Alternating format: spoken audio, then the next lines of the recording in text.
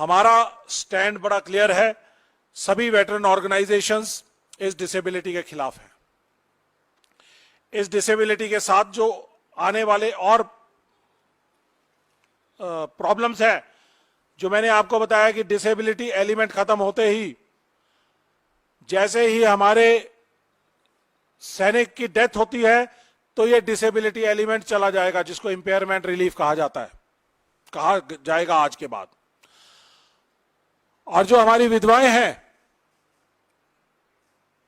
विधवा पेंशन, जो family pension दी जाती है, अगर 100 रुपया पेंशन थी तो 100 रुपया का 60% उसको कर दिया जाता है जब सैनिक की, वेटरन की डेथ हो जाती है।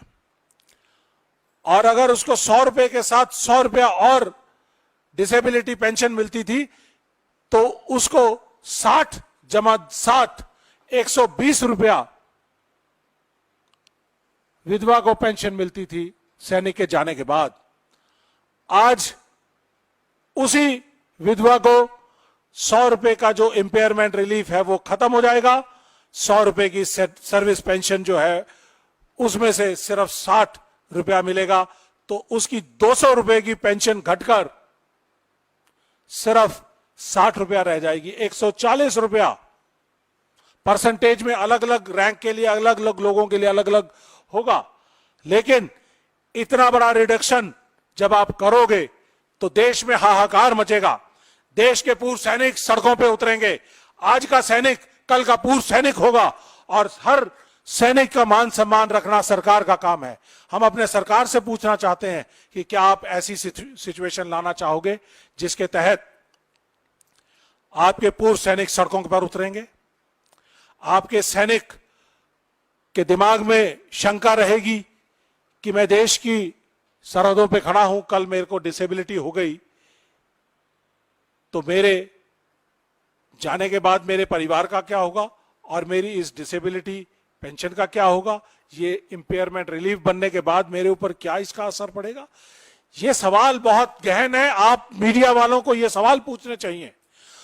और मैं आखिर में कुछ बात कहना चाहूंगा कि कितना फाइनेंशियल इंपैक्ट है इस डिसेबिलिटी सिस्टम का। देश में डिसेबिलिटी सिस्टम का 4000 करोड़ रुपया देश के एक्सचेकर से जाता है, सिर्फ 4000 करोड़। इस 4000 करोड़ रुपए को बचाने के लिए मोदी साहब ने कितना बड़ा गेम रचा है।